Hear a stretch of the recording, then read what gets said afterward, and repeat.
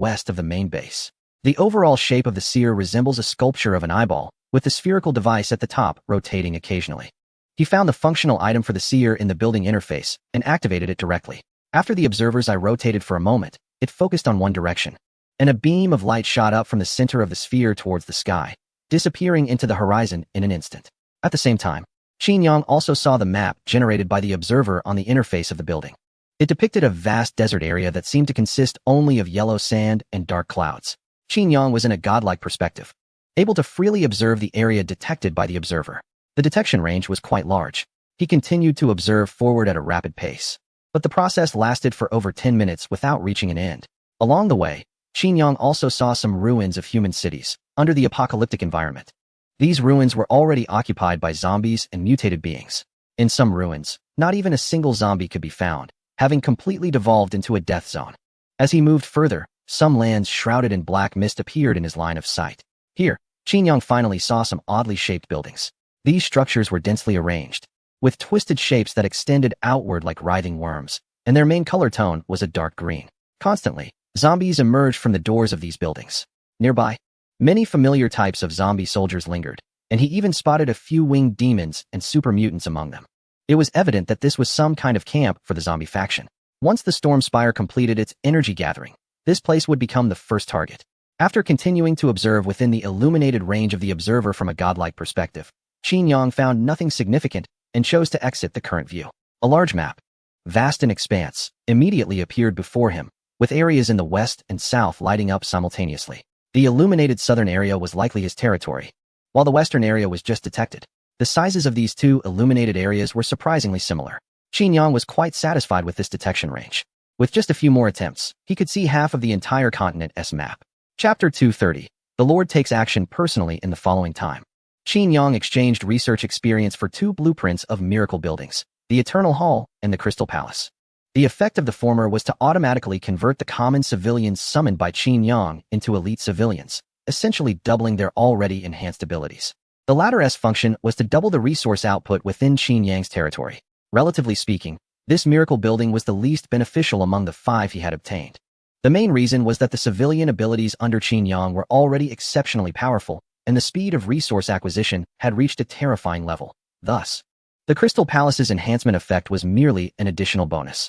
He realized he had been so focused on exchanging for miracle concepts that he had nearly depleted the research experience he had just accumulated. Each successful development of a miracle concept significantly increased the experience required for the next development. Qin Yang, lacking restraint, conducted over 20 consecutive studies, completely exhausting the massive experience points he had accumulated. However, this exchange was still quite profitable for him. The enhancement provided by the miracle buildings to the territory far exceeds that of ordinary structures. When the last miracle building, the Crystal Palace, was completed in the main base, Qin Yang received a task completion notification. Completed the first phase of the Ascension Quest, reward, Divine Fragment X1. The second phase of the Ascension Quest has been automatically activated. Ascension Quest 2, task objective, upgrade the Territory Command Center to level 8. Task reward, Divine Fragment X1. This time, an 8-level command center was required. Currently, Qin Yang's command center was only at level 6. And upgrading to level 7 would require a large amount of source crystal ore, which could not be satisfied by the output from a single source crystal vein in his territory. This was also one of the main reasons he urgently needed to deploy the expeditionary force. He was unsure how many divine fragments would be needed to condense a complete divinity, regardless of how many more phases this task had. He had to complete the current one, as upgrading the command center remained the primary way to strengthen his territory. The next day, after summoning the daily batch of commoners, Qin Yang sent Lion and others from the pioneering team off from the Gap Fortress. The team was well equipped, featuring rocket troops for ranged fire support, 10 Titan combat mechs that had just been repaired, and a large number of elite commoners with production and construction talents. Their main tasks, aside from exploring the map, included finding new source crystal veins and mining them. The accompanying commoners would also construct portals near the veins to facilitate the transport of mined source crystals back to the main base warehouse. After sending off the pioneering team, Qin Yang called over Ding Dali and Ma Yuan, instructing them to filter out elite commoners with combat talents to form an expeditionary force of at least 5,000 people. My lord, our total population hasn't even reached 5,000 yet? Ma Yuan questioned. Just wait a few days. The population is a minor issue. Qin Yang waved his hand dismissively. With the support of the Miracle Building, the Dawn Hall, his territory could summon over 1,000 elite commoners each day, accumulating a 5,000 person expeditionary force would take at most a week. After 2 days of long-distance travel, the fire-eating dragon Tychinus finally arrived in the southern part of Terra Continent. Due to a deviation in direction, it did not encounter the pioneering team led by Lion. Soon, Tychinus spotted the fortress walls constructed at the gap of the Kia Mountains. Although the battlefield had been cleaned by commoners, it still appeared to be in disarray. There were naturally no corpses of zombies or mutants in sight. They would automatically dissolve into a black, foul-smelling liquid upon death. Such stone walls could only block zombies that moved on foot. When Tychinus saw the 3 walls standing at the Gap Fortress, it displayed a rather disdainful attitude. The defensive walls provide no protection against certain flying monsters. What is built on top of those stone walls? Weapons. When Tai Kinwu saw the defenders installed on the top of the stone walls, it became greatly interested. Having never encountered human technology before, could it be that these weapons took down Kalen's 10,000 super mutants? Doubts flickered in Tai Kinwu's eyes. It wouldn't be long before they would definitely clash with this bipedal force. It believed that its soldiers would eventually face these weapons. So it might as well probe the situation first to gather first-hand information, which would help in formulating targeted combat strategies in the future. As a powerful level 7 monster, Tai Kinwu's physical strength was terrifying. Even if surrounded by thousands of super mutants, Tai Kinwu could retreat unscathed. After making this decision, Tai Kinwu immediately lowered its flight altitude, piercing through thick clouds and plummeting towards the Gap Fortress below. At the Gap Fortress, the soldiers on duty quickly spotted Tai Kinwu's arrival. This urgent situation was immediately relayed through a portal to the main base. A monster is attacking my fortress? Qin Yang furrowed his brows. Just after fending off a zombie army, another monster force arrives? This ambush is something else. My lord, there is only one monster attacking the fortress, not an entire army. A soldier reported respectfully. Only one? It dares to come to my base alone? Isn't that seeking death? Qin Yang decided to personally confront this audacious monster. He then stepped through the portal and instantly arrived at the Gap Fortress. As soon as he stepped out of the portal, a deafening roar swept through the air. A strong wind knocked the soldiers on the walls off balance. A massive shadow swept over Qin Yang's head, followed by blazing meteors crashing down onto the walls, wreaking havoc on the fortifications and the weaponry above.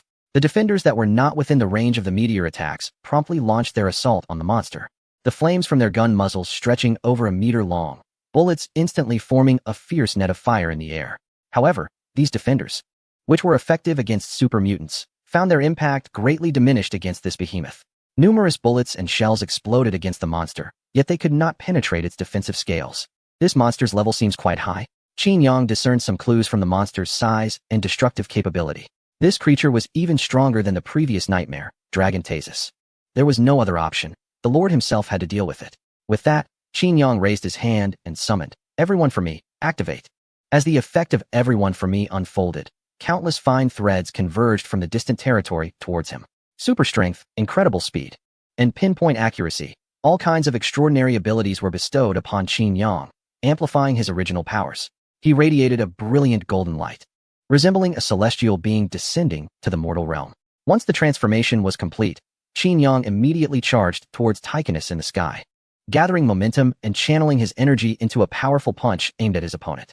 The attack came as a complete surprise. From the moment Qin Yang passed through the portal to the activation of his skills and launching the assault, it took less than 3 seconds. Tychinus was currently unleashing flames upon the second city wall and had not anticipated such a swift counterattack. Having experienced the power of the territory defenders, it had assumed this weapon would only be effective against creatures below level 5. For those at level 6 and above, it would have little effect. However, the explosions created by this weapon were indeed devastating against the densely packed zombies that relied on sheer numbers to win. Tychinus speculated that this was likely a major reason why the mutated army of Kalen had been defeated at the Breach Fortress. The combat methods of this new force were nothing extraordinary. For the monster faction, they were hardly a threat, Tychinus thought dismissively. It even contemplated whether to single-handedly destroy this new force. But at that moment, a golden figure, shining like a deity, appeared right in front of it.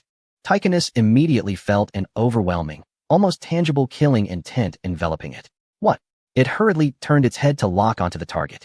Yet before it could react further, the figure approached like a meteor plummeting from the sky, moving so fast that it was barely visible. In the blink of an eye, Tychinus felt a tremendous blow to its jaw. The impact dislocated its entire jawbone, causing the flames that had been gathering in its mouth to be swallowed back down. Arc! Tychinus let out a painful scream, its body tumbling through the air as it fell. It was unable to break the attack with just one punch. The golden figure hovering in midair shook its fist and then pursued the falling monster. Tychonus crashed to the ground, looking quite disheveled. However, aside from the severe injury to its jaw, it had not sustained any other wounds. Its robust physique allowed it to withstand the opponent's assault. Soon, it stood back up, its eyes filled with fury as it locked onto its opponent. Yet despite its rage, it hesitated to act recklessly. Having taken just one hit, Tychonus had gained some understanding of its opponent's strength. This was indeed a formidable foe, on par with itself. The one who killed Thasus must be this person. But Thasus had been severely weakened after his body was severed by mysterious dimensional forces. Tychonus was not like its brother, it was at its peak condition. Therefore, it believed it was still capable of fighting back. Blood for blood, it twisted its long neck, thrust its limbs against the ground, and spread its wings wide. Seemingly capable of blocking out the sun, the ground erupted with a tremendous whirlwind, dust and gravel swirling into the sky. Tychonus soared into the air, meeting its opponent with its indestructible claws and sharp fangs. In the blink of an eye, the dazzling opponent appeared near Tychonus's right claw. Grabbing Tychonus's claw, an unparalleled force spread through its body. Tychonus was uncontrollably swung around and hurled towards a distant hill. With a thunderous crash, Tychonus slammed into the small hill, only to feel a heavy blow to its abdomen. Its entire body was embedded into the hillside from the impact. The excruciating pain in its abdomen jolted Tychonus awake. The opponent was incredibly agile, and Tychonus could not keep up with its speed. Yet, the opponent also possessed the power to inflict damage. This left Tychonus in a very passive position, completely overwhelmed by the opponent's attacks. This time, it was in trouble. Tychonus quickly activated the flame energy within, spreading it throughout its body to form a blazing shield. The high temperature released by the shield melted the rocks encasing Tychonus, allowing it to escape. Once free, Tychonus did not linger in battle. It flapped its wings and took to the sky, preparing to flee northward. You won't escape that easily, Qin thought. Unwilling to let the points he had earned slip away, he quickly channeled his energy and flew into the air, moving faster than Tychonus. He soon closed the distance, feeling the intense heat radiating from the flame shield. However, Qin Yang's innate ability also included enhanced resistance to spells. After receiving a significant boost, this ability became incredibly powerful. He could feel the flames flowing and burning against his skin, but could not truly harm him. He successfully broke through Tychonus's flame shield and grasped the massive creature's tail. After a brief struggle, Qin Yang emerged victorious. Tychonus was once again hurled against a hill by the opponent's immense strength. Even its formidable body, being a level 7 creature, struggled to withstand such force. Yet, Tychonus found itself powerless. Faced with this terrifying opponent, it could neither escape nor defend itself, nor could it fight back. It seemed that waiting for its demise was the only option left. At this point, Tychonus finally understood why the formidable army of the virus overlord had suffered significant losses at the doorstep of this new force, and why its brother Thasus had been silently defeated by this new power. It was too strong. This newly emerged force possessed such terrifying combat strength. Unless the monstrous Mother Queen Terran were to arrive, there was no one in the monster camp who could contend with this golden figure. I must relay this information back to the new valley, Tychonus thought, but it was too late. It had already become prey trapped in a dead end, with the powerful hunter continuously draining its strength until it would finally be captured. After being violently thrown around several times, the damage to Tychonus finally reached its limit. It wanted to beg for mercy, but its opponent gave it no chance to speak. The opponent jumped onto Tychonus's back and ruthlessly tore off the thick scales, even pulling out chunks of its flesh and nerves. Tychonus was in excruciating pain, but resistance was futile. It could only watch helplessly as the opponent viciously invaded its body, attacking its internal organs and causing horrific damage. In its final moments, Tychonus's only thought was regret. If only it had obediently followed the orders of the Queen Mother and stayed put. Chapter 232. The monster faction withdraws from the war early after Tychonus was killed. Qin Yang immediately organized civilians to dismantle the corpse of this high-level monster. High-level monsters were treasures, and the meat chunks obtained could be used to create gourmet food that permanently enhanced attributes. In contrast, the points contributed by the level 7 monsters seemed insignificant to Qin Yang. With millions of points already at stake, a mere few thousand points didn't catch his attention. However, Tychonus's appearance gave Qin Yang considerable insight into the opponents of the monster faction. Compared to the zombie faction's swarm tactics, the elite-type units of the monster faction posed a smaller threat to him. The stronger the individual, the harder it was to cultivate. Each high-level monster that the monster faction lost meant one less in their ranks, unlike the zombie faction, which could produce super mutants as long as they had the resources. Speaking of resources, the exploration team that set out from the Gap Fortress yesterday reported some progress today. they discovered a source crystal vein occupied by the zombie faction not far from the Gap Fortress. This vein was significantly smaller than the one in the center of the Nora Basin, and 2/3 of its resources had already been mined by the enemy faction. Believing that even the smallest mosquito is still meat, Qin Yang decided to build a portal there and dispatched several miners for extraction. Besides mining resources, this location could also serve as a foothold for Qin Yang to expand his influence on the Terra continent, acting as a transit station. With each step firmly established, he aimed to eventually encroach on all of his opponent's territories. In the following days, the Gap Fortress did not suffer any attacks from external enemies. Qin Yang continued to use scouts to gather intelligence on the Terra continent. During one random reconnaissance, he witnessed a battlefield where the zombie faction clashed with the monster faction. The super mutant army of winged demons that had previously pressured Qin Yang at the Gap Fortress reappeared on this battlefield, imposing significant pressure on the monster faction as well. The sudden retreat of the zombie army could potentially be related to the monster faction, as the leaders of their respective factions. Both the virus overlord Kalen and the monster queen Talon certainly had access to intelligence channels, maintaining a firm grasp on the situation across the continent. When Karen dispatched troops to deal with the Gap Fortress, the monster faction would surely take action as well. By the time Karen realized that he had underestimated the Gap Fortress, finding it to be a tough nut to crack, Talon's monstrous army would likely have already charged in, seizing a considerable amount of territory from the zombie faction. Now that Karen had sent troops over to defend, it presented me with a perfect opportunity to deploy forces and occupy more territory. Understanding this connection, Qin Yang quickly called over Ding Dali and Ma Yuan, who were responsible for assembling the expeditionary army. "How is the army organization going?" Qin Yang asked. Ding Dali immediately reported, "We have gathered 3,000 people, but we haven't started any training yet. Training isn't urgent. Powerful weapons can compensate for some of the training deficiencies," Qin Yang replied. He estimated that the main forces of the zombie faction were busy dealing with the monsters on the front lines, leaving behind only some ordinary mutants and zombies. Most of the civilians being recruited for his army possessed strong combat talents. Moreover, thanks to the blessings of the Immortal Hall, the newly summoned civilians were directly promoted to elite civilians, with their talents receiving a secondary enhancement. Even if they summoned someone like Ding Dali, with his exceptional talent, his strength would be exponentially greater than when he first joined. Such humanoid monsters, thrown into a crowd of ordinary zombies, could wreak havoc even unarmed. Not to mention, Qin Yang had also equipped them with powerful combat weapons. Although the team only consisted of 3,000 people with relatively less experience, this force was more than capable of sweeping away everything as long as they didn't encounter any main combat units. Once the orders were given, the army composed of 3,000 civilians was quickly assembled. They lined up to pass through the teleportation array and arrived at the Gap Fortress. After a brief rest at the fortress, they began to advance along the route previously taken by the pioneering team. The first stop for the expeditionary army was a zombie territory discovered by the scouts. This area was the closest to the Gap Fortress, and with the help of vehicles, the expeditionary army estimated they would reach it in less than 2 days. Although this territory did not have abundant mineral resources, the military factory built there continued to produce zombie troops. Taking out such a barracks would help curb the opponent's growth and strength, which was beneficial for Qin Yang. In the northeast of the Terra continent, the main battlefield where the zombie and monster factions clashed had just experienced a fierce battle, leaving the battlefield in ruins. Countless fallen monsters and mutants littered the ground. However, judging by the super mutants still roaming the battlefield, it seemed this battle had ended in victory for the zombie faction. The monster faction had been consistently suppressed by the zombies in terms of hard power. This situation had persisted for a long time, forcing the monster faction to repeatedly abandon territory, pushed back to the northeastern corner of the Terra continent by the zombie army. Although the zombie faction had suffered significant losses of their main forces due to setbacks in the southern battlefield, the situation for the monster faction was even worse. Due to the impending battle between the two sides, the overall commander of their forces mysteriously went missing. The disorganized monster legion could only retreat under the onslaught of the super mutants. It wasn't until today that the new commander dispatch from the headquarters finally brought the devastating news that the original commander, the fire-eating dragon Tychinus, had fallen. This news spread through the monster army like a bomb, severely damaging their morale. The already unfavorable situation for them became even worse. In an instant, the monster army suffered consecutive defeats, and the territories they had just captured were reclaimed by the mutant forces.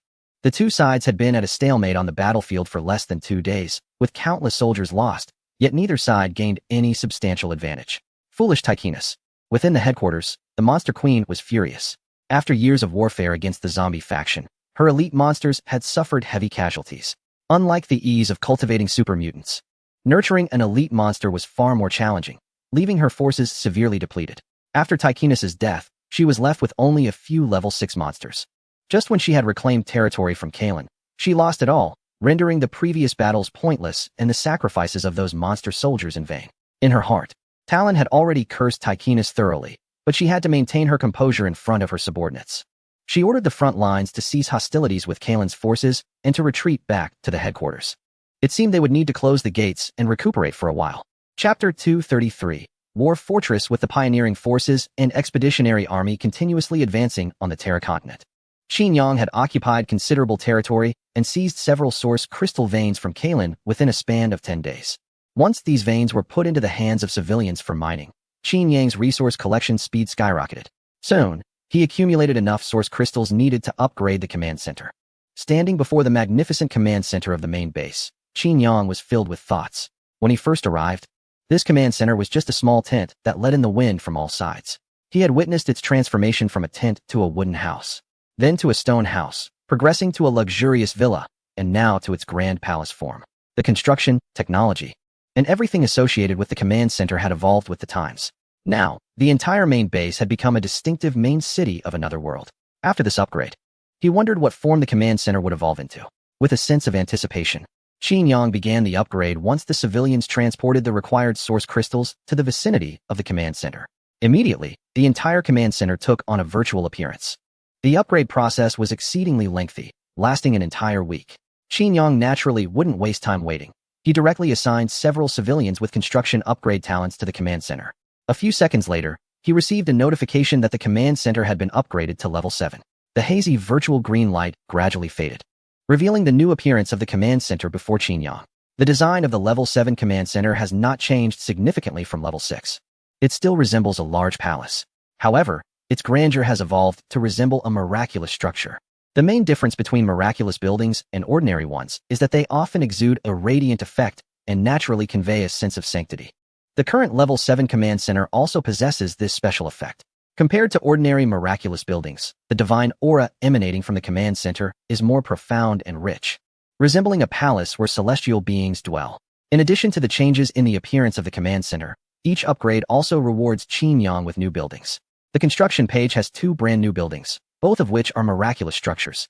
Victory Statue, LV1 Miraculous Building, doubles the experience points gained from research and battles.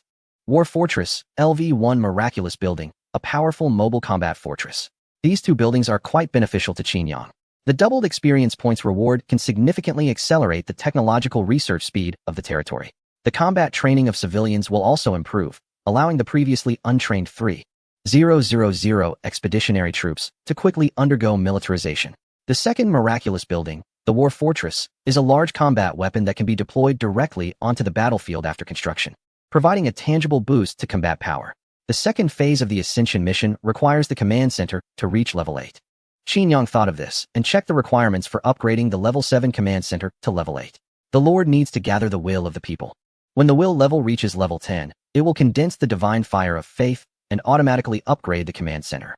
Current will level 5, 2, 632, 450, 000. Huh? Why is my will level already at level 5?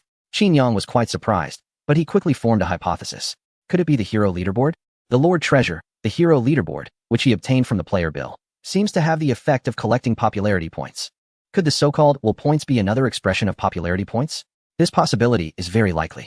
As the top of the hero leaderboard, and being quite popular among the territory's civilians, his popularity points are likely to double every day. If will points are indeed linked to popularity points, then meeting the upgrade requirement for the level 8 command center would be easy. There are 2 key points to increase popularity. One is to boost the population of the territory, and the other is to make his image more deeply ingrained in the hearts of the people, fostering their trust and affection. Thanks to the miraculous building, the Dawn Hall, that summons thousands of civilians daily, Qin Yang's territory population has nearly reached 10,000 during these days of steady development. The latter involves creating better living conditions for the new civilians. With the expeditionary forces continuously expanding outward, Qin Yang has also established more outposts beyond the Nora Basin. Many newly arrived civilians have been sent to these new outposts to explore resources and develop the sites. Qin Yang planned to enhance the construction of civilian facilities in the newly established outposts, allowing the pioneers venturing out to enjoy more conveniences and benefits. Only when their sense of belonging to the territory increased would they also trust the Lord more. In the following days, Qin Yang had the civilians work on creating the new miracle building, the War Fortress. It was a massive triangular-shaped vehicle, measuring over 100 meters in both length and width. Due to the large number of wind element crystals loaded at the bottom, the War Fortress was capable of flight, casting a significant shadow like a dark cloud when hovering above the main base. In addition to being equipped with sturdy armor materials, the surface of the War Fortress was armed with a substantial amount of firepower weapons. Essentially, the strongest firepower available in the territory was installed on it. The interior of the fortress could accommodate around 1,000 personnel, who could be airdropped to weakly defended positions of the opposing forces, launching surprise attacks. Moreover, both miracle buildings and ordinary constructions had the capability to be upgraded. The current War Fortress was not yet in its highest form. Therefore, Qin Yang did not rush to send the newly constructed War Fortress to the front lines, but instead took a few more days to upgrade it to level 2, aiming to enhance this ultimate weapon as much as possible. However, the battle reports from the front lines did not give Qin Yang that opportunity. After nearly half a month of combat, the pioneering Expeditionary Army, with the support of the Storm Spire, had achieved continuous victories and had captured nearly half of the zombie faction's territory. Nevertheless, even a cornered rabbit will bite. Although the zombie faction had suffered significant losses due to the two-sided conflict, with the monster faction suddenly retreating, Karen finally managed to redirect his main forces from the northeastern front back to the south. The pioneering Expeditionary Army once again faced a tide of super mutants and the overwhelming winged demon army. Without the protection of solid walls, the Expeditionary Army suffered considerable casualties. After losing some territory while fighting and retreating, they were now holed up at a newly established outpost, waiting for reinforcements from the main base. Chapter 234. The defeated zombies. Due to the enormous size of the War Fortress, it could not pass through the teleportation portal. This massive structure had to rely on its own speed to reach the front lines. Fortunately, the zombie faction was currently weak despite their outward appearances, and they launched several sizable assaults on the outpost occupied by the Expeditionary Army, all of which failed to breach it. Qin Yang was also grateful that he had constructed a teleportation portal at the outpost early on. This allowed for timely support of ammunition, resources, and personnel from the main base to the front lines. What made it even more difficult for the zombie army was that Qin Yang had also set up teleportation portals at other surrounding outposts. He transported troops to these smaller outposts, and then launched flanking attacks on the outpost being besieged by the zombie forces. The commander of the zombie legion was caught off guard, and could only hurriedly defend against the side attacks. This also led to a dispersion of their forces, reducing the pressure on the defending Expeditionary Army, allowing them not only to hold their ground, but also to find opportunities to launch counterattacks. After several struggles, the virus overlord seemed to realize that this situation would have a terrifying impact on his faction. Thus, he dispatched a more powerful mutated monster to the battlefield. On the dusty Gobi Desert, huge creatures emerged from the swirling dust in the distance. At first glance, these colossal beings looked like monsters and of a higher level. Through the perspective of the soul-ferrying crow, it was assessed that these creatures were at least level 6 monsters. Their skin was rotting, exposing tendons contaminated by the virus, giving them a fearsome appearance, a product of the combination of monsters and the virus. These zombie monsters possessed both the terrifying destructive power and robust physique of monsters, along with the regenerative abilities and virus-spreading capabilities granted by the virus. Additionally, they were embedded with at least 5 elemental crystals, similar to those super mutants, allowing them to harness the power of the crystals to enhance themselves. As soon as these zombie monsters stepped onto the battlefield, the balance of power shifted dramatically toward the zombie faction. The Expeditionary Army, which had initially gained some advantage, was forced to retreat back to their stronghold for defense. However, even this defensive tactic proved ineffective. The zombie monsters showed no fear of the Expeditionary Army's firepower, directly breaching the temporary walls erected around the stronghold. In desperation, the commander ordered the frontline troops to fall back. Fortunately, these zombie monsters were not particularly fast, and the Expeditionary Army had a significant number of vehicles, ensuring their escape speed. While fighting and retreating, a substantial portion of the territory previously gained was reclaimed by the zombie faction. However, this situation did not last long. As the Expeditionary Army drew closer to the Nora Basin, supplies from the main base increased significantly. Finally, after a long trek, the War Fortress that departed from the main base successfully met up with the retreating Expeditionary Army. On the battlefield shrouded in yellow sand, the massive War Fortress advanced slowly from the air, directly charging into the zombie faction.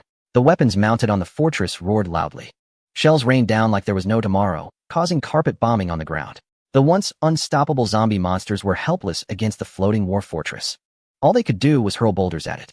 However, this primitive form of attack could not inflict any substantial damage on the formidable war fortress. The vast majority of boulders aimed at the fortress were intercepted by firepower.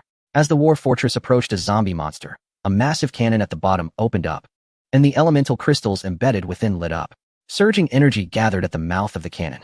Finally, with a loud roar, an enormous pillar of fire was shot down from the war fortress, instantly engulfing the zombie monsters on the ground. The fire lasted for less than 5 seconds before gradually dissipating. The zombie monster that faced the onslaught of the fire column was instantly reduced to black char. I had been eager to test the power of this main cannon, but I didn't expect it to be so strong, instantly taking out the opponent's ace. Inside the command cabin of the war fortress, Qin witnessed the power of the fortress's main cannon and nodded in satisfaction. It was time to sound the horn for the attack and charge straight into the zombie camp stronghold. As the main cannon displayed its power, the remaining zombie monsters on the ground, along with a significant number of super mutant troops, began to turn around and retreat, seemingly to conserve their strength. The situation was instantly reversed. The expeditionary army, which had been chased by the zombie horde, now surged with morale and began to pursue the fleeing zombie forces. With the war fortress leading the charge, it seemed the zombie army had lost its means to counterattack and could only flee in panic.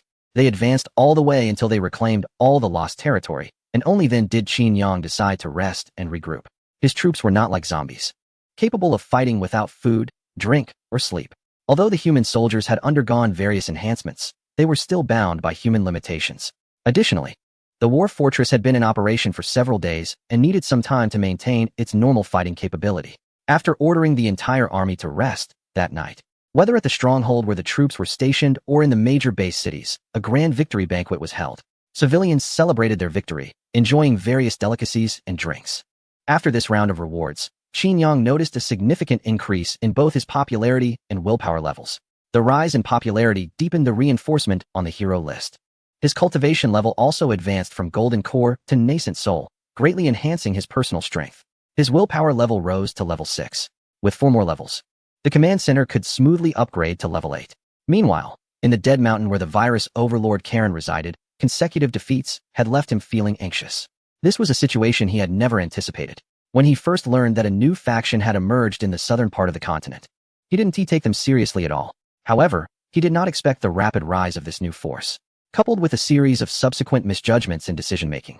Karen's incorrect estimation of the strength of the monsters and the human faction led to heavy losses for the zombie army, which was now fighting on 2 fronts. His main forces had retreated to Dead Mountain. Although their numbers were still considerable, after witnessing the kind of fortress structure that could operate in the air, Karen realized that his troops could no longer halt the enemy's advance. The zombie faction was clearly in decline. At this moment, Karen's system also prompted him with information he had never considered. Chapter 235, Secret News. As I suspected, both of my opponents possess external means similar to a system. Upon hearing the system relay this secret news, Karen did not show a shocked expression. He merely had a fleeting look of realization on his face. This war is not just a conflict between your lords, it is also a battle between our systems. Once you are eliminated by your opponent, I too will be consumed by their system. Destroying the hostile camp and unifying the entire continent is not the primary goal. The key outcome is the mutual consumption of the 3 systems. Oh, Karen was somewhat surprised this time. This layer of content was something he had not anticipated. After thinking for a moment, he asked, what changes occur when one system successfully devours another system? When the devouring is complete, the host of the consuming system will ascend to a demigod, gaining powers far beyond that of mortals. Demigod? Karen was beginning to feel lost. How did a story about a lord's war suddenly shift to a mythological theme? The system continued to explain. In fact, system is just a term for us. We were once fragments of divinity from gods. After the fall of the gods of the old era, the only way left to ascend to godhood on this continent is to find the fragments of divinity left by the gods of the old era and combine them into a new divinity. What does it matter to defeat opponents, unify the continent, and become the ruler of this land? No matter how much power mortals possess, they are no different from ants in the presence of a god. After hearing the latter part of the secret, Karen couldn't help but feel astonished. However, he quickly reacted. Since the defeat of a faction is not a true failure, does that mean I still have a chance? As long as I can acquire more fragments of divinity, my strength can be greatly enhanced, even if my military power is not as strong as my opponent's.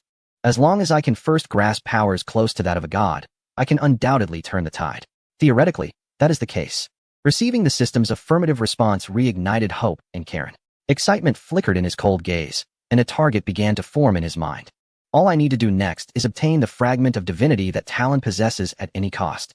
The newcomer should only have one fragment. Once Karen acquires Talon's piece, the situation will shift to 1-2, and he will gain the powers of a demigod in advance. With a clear direction, Karen immediately stood up from his throne and commanded the frontline commander to change targets, fueled by the primordial virus within him.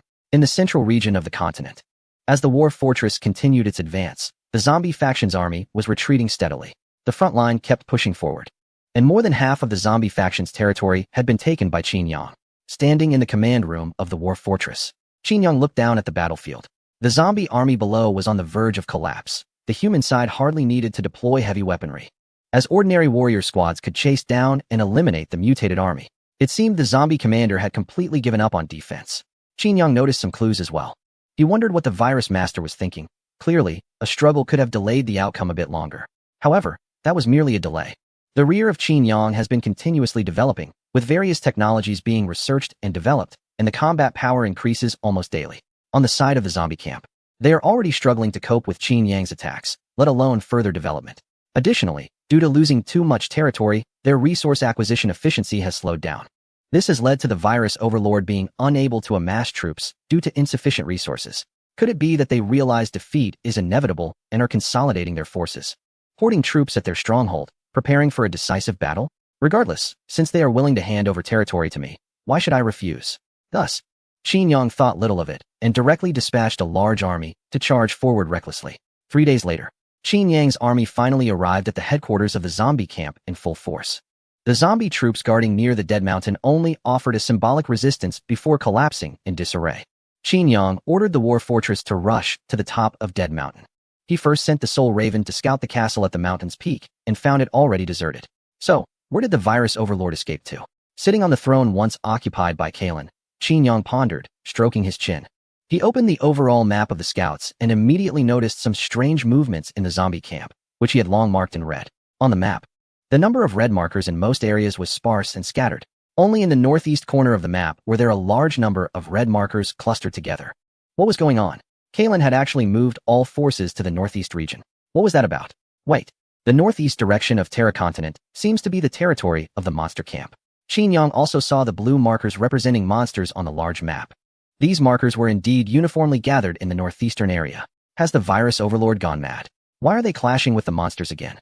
Upon discovering this situation, Qin Yang quickly redirected the scouts from the main base to illuminate the location where the two camps were engaged in battle. At the same time, he selected the illuminated area and switched perspectives.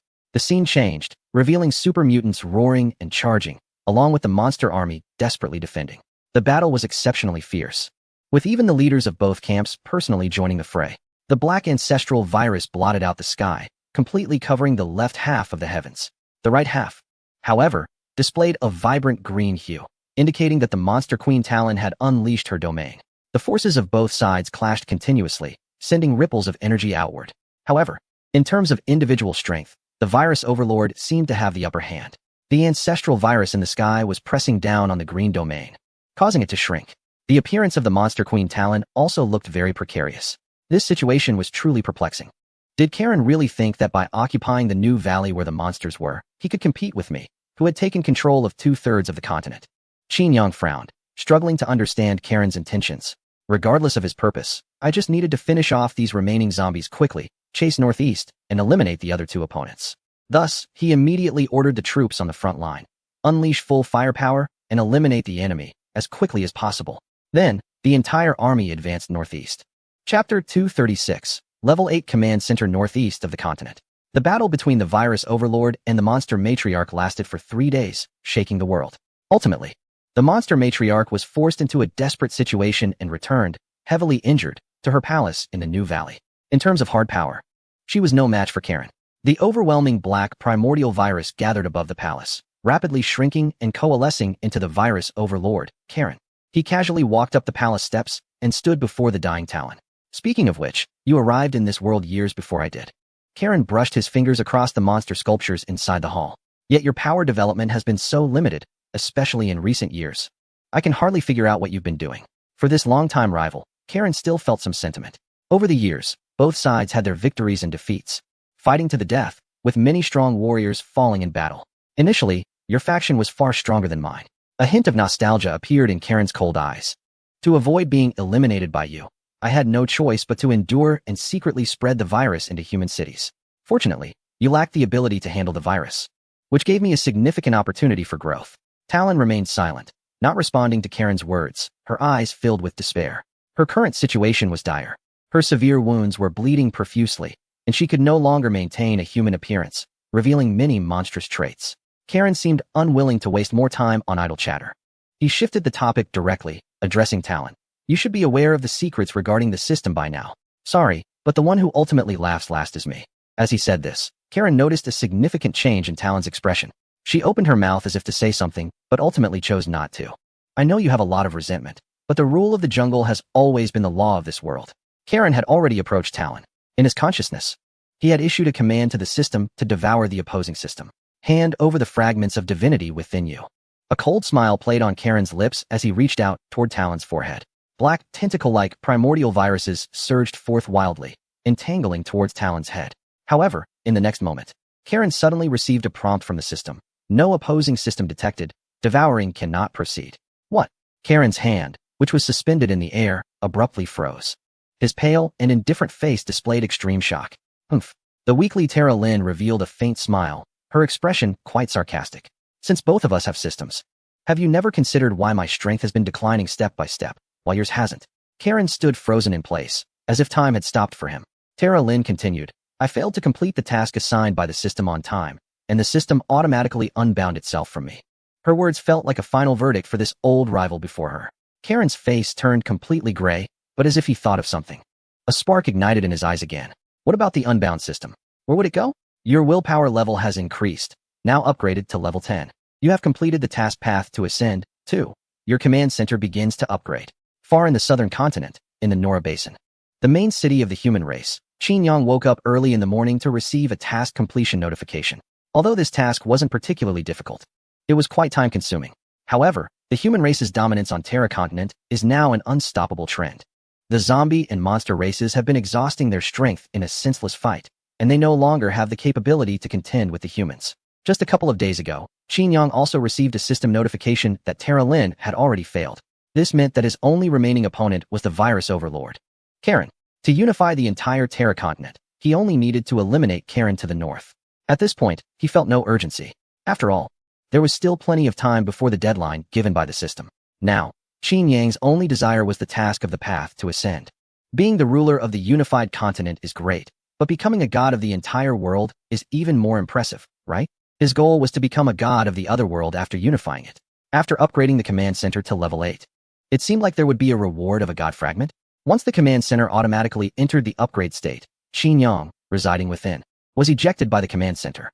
Now standing in the main base, he watched as his command center, transformed into a green virtual form, began to slowly ascend into the sky, and he couldn't help but wonder, so the development limit of the command center is the sky? But when he opened the system interface and glanced at the upgrade duration, he furrowed his brows in worry. I wonder if the automatic upgrade can be interfered with by my civilians? Otherwise, this upgrade is really too slow. Upgrading the command center from level 7 to 8 requires a full month. Qinyang attempted to send civilians with upgrade talents to the command center, and to his surprise, this operation was successful. Immediately, he sent all the civilians with building upgrade talents in his territory inside. Even so, this upgrade still took about half a day. When the upgrade was completed, Qinyang noticed that his dwelling had hovered about 20 to 30 meters above the territory. The originally radiant effects on the building had become even more intense, enough to describe it as dazzling. Qinyang urged the true energy within him, and he began to ascend into the air. The value of willpower and the popularity of the hero list are interconnected. The increase in willpower has significantly enhanced Qinyang's cultivation abilities obtained from the hero list. Compared to his previous golden core stage, he has now skyrocketed several realms, almost stepping into the realm of immortals, with flying as merely one of the basic abilities. Standing in front of the palace in the clouds, which shone with brilliance like a heavenly court, and looking down at the territory's commoners who craned their necks to watch, Qinyang felt that this aura matched his future identity as a deity. Your command center has been upgraded to level 8. And you have received a reward, Divine Fragment X1. After this prompt appeared, another followed. When you collect the last scattered Divine Fragment and reassemble the complete Divine form, you will become a deity of the current world. Chapter 237. Conclusion. There are a total of 3 Divine Fragments, corresponding to the 3 systems of this world. With the system prompt, Qin Yang also learned about the secret regarding the divine form associated with the system. He immediately understood the true reason why Karun abandoned all his territories and did not resist the invasion of the human army, but instead sought to fight the monster queen to a standstill. Since each system represents a divine fragment, why would the task of ascending to godhood reward an extra divine fragment? The reward fragment had already been received. In his inventory, Qin Yang saw a piece of irregularly shaped fragment radiating an endless holy aura. A prompt appeared beside it. Do you wish to devour this divine fragment? Qin Yang did not immediately devour it. Instead, he thought of something else. Talon had already been eliminated, which meant her system had also been acquired by Karun. With the second fragment, he could gain demigod power. It was likely that Karun's combat power had now become the strongest in the other world. Logically, with such overwhelming power, Karun should have come knocking at the first opportunity. However, it had already been several days since Talon was eliminated, and the virus ruler remained inactive. Could it be that absorbing the divine fragment also requires time? Don't protagonists in those online novels often need to enter seclusion for a certain period before breaking through major realms? Another possibility is that Karun did not obtain Talon's divine fragment. Could it be that Talon, unlike them, did not possess a divine fragment? Qin Yang had no way of knowing the answer. To avoid prolonged uncertainty, he decided to prepare for the worst and maximize his own strength first. If everyone possessed 2 divine fragments and half-god powers, at least they could compete on an equal footing. Thus, Qin Yang chose to devour the second divine fragment. The radiant fragment fused into Qin Yang's body, and he felt a marvelous power cleansing him from head to toe. His body seemed to become lighter, as if it was becoming more ethereal, almost detached from the existence of this world. This process lasted for quite a while. When the cleansing of power concluded, Qin Yang's sensation of detachment from the world became even more pronounced. He found himself able to hear many whispers coming from all directions. After listening carefully, he realized that these were the prayers of humans scattered across the entire continent, directed towards the divine. The sound wasn't very clear, indicating that he had not completely transcended the mortal realm and was still in a state between human and divine. Now, he just needed to retrieve the final fragment of divinity from Kalen. Qin Yang stepped out of the floating command center and soared into the sky, quickly flying towards the northeast direction of the continent. With the power of a demigod, his speed was incredibly fast, allowing him to reach any location on the continent in the blink of an eye. Upon arriving in the northeast, he saw that the mountains and rivers had been devastated by the battle between 2 powerful beings, and remnants of undead monsters could still be seen on the ground. But there were no monsters left. Talon and her forces had vanished as if they had never existed in this world, completely and thoroughly. With a thought, Qin Yang's figure disappeared from the spot and reappeared inside the half-collapsed palace of Newborn Valley. Here, he encountered his final opponent in this other world, the virus overlord Kalen. Kalen was seated on Talon's original throne, motionless, resembling a still stone statue. He showed no surprise at Qin Yang's arrival. Since discovering that Talon was missing the system, he understood that he had completely failed. Although the continent was vast, there was no longer a place for him to reside.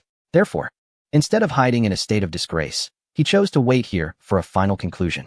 Upon seeing Qin Yang, Kalen seemed somewhat dazed. He inexplicably recalled his former self before crossing over. The technology of Kalen's original world was not very advanced, compared to Qin Yang's world before crossing.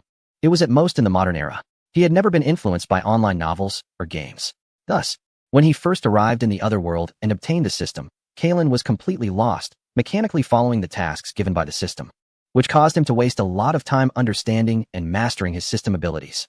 As time passed, memories of his original world seemed increasingly ethereal. Kalen sighed deeply and then closed his eyes, awaiting his fate. In his consciousness, the final system prompt appeared. Your mission has failed. The system is being unbound. As the last fragment of divinity was consumed, Kalen on the throne turned to ash and gradually dissipated. All the remaining zombies and mutants on the continent also turned to ash. After the fragment of divinity entered his body, Qin Yang immediately felt a unique sense of completeness. He had thoroughly transcended this world and could hear all the whispers about the divine in his ears. The task of ascending to divinity has been completed. Your command center is beginning to upgrade. The 8th level command center had transformed into a palace in the clouds. It was uncertain what breakthroughs awaited at the 9th level. The deity Qin Yang's thoughts shifted, and he instantly appeared in his command center. This time, the command center upgrade was unlike before, as it transformed into a kind of virtual green.